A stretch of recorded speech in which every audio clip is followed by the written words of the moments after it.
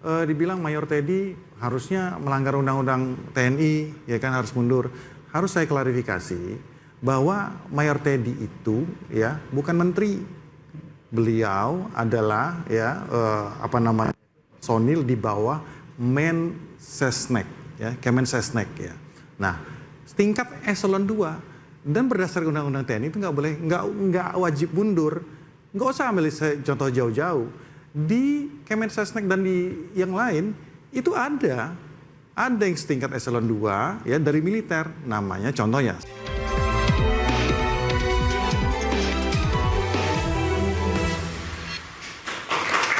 Terima kasih Anda masih diinterupsi. Pemirsa, saya langsung ke Mas Uki. Mas Uki, tadi sebelumnya Mas Al-Araf sempat mengatakan bahwa ini bisa jadi semuanya ditarik ke sekuritisasi, militerisasi yang nanti akan mengancam demokrasi. Tanggapan Anda? Mas Uki? Enggak ada hubungannya. Ya,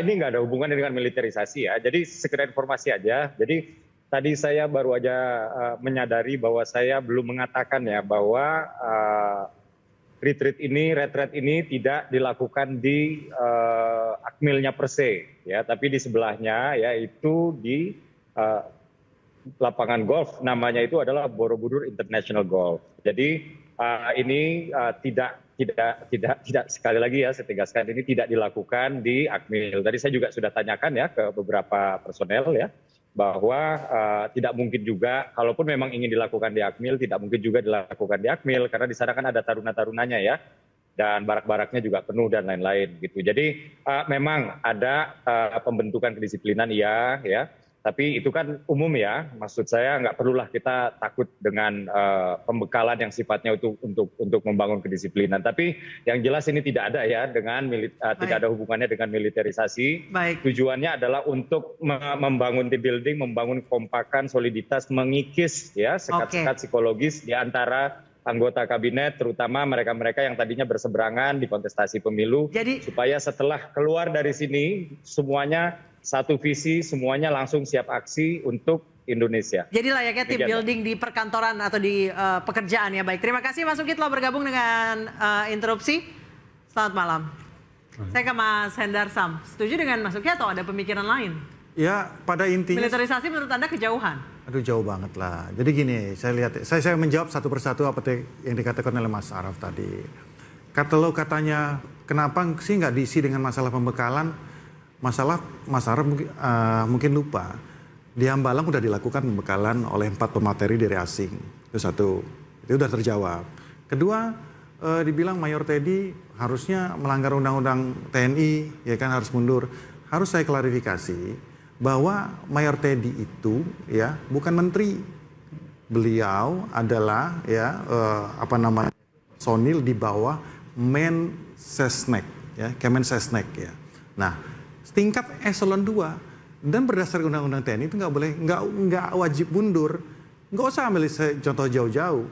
Di Kemensesnek dan di yang lain itu ada yang setingkat eselon 2 ya dari militer, namanya contohnya Setmilpres, Sekretaris Militer Presiden. Itu setingkat 2. Jadi udahlah, itu clear lah untuk masalah-masalah gitu. Jadi maksud saya kita nggak usah juga tarik terlalu jauh dipolitisir. Bahwa memang waktu 3 hari ya untuk menyelesaikan masalah bangsa pasti tidak cukup. Karena seperti kata Pak Prabowo, kita ini nggak punya tongkat Nabi Musa, drop langsung selesai. Tapi ini awal yang baik, kita harus melihatnya secara... Pasal 47 ayat 2 Undang-Undang TNI juga tidak memungkinkan di Sesnek, Mas.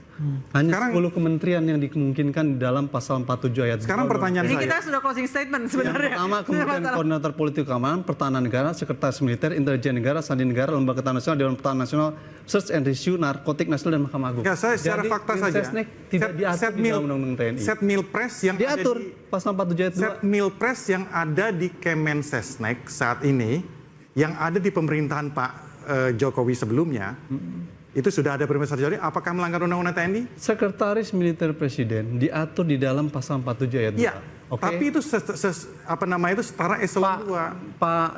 Pak Teddy itu ada di Sekretaris Kabinet. Mas perlu paham, ada Mensesnek, ada sekretaris kabinet, ada sekretaris militer. Baik, jangan. Di dalam undang-undang TNI yang diperbolehkan jadi sekretaris militer, beliau di sekretaris kabinet. Jadi itu undang-undang TNI. Nah, ini yang salah.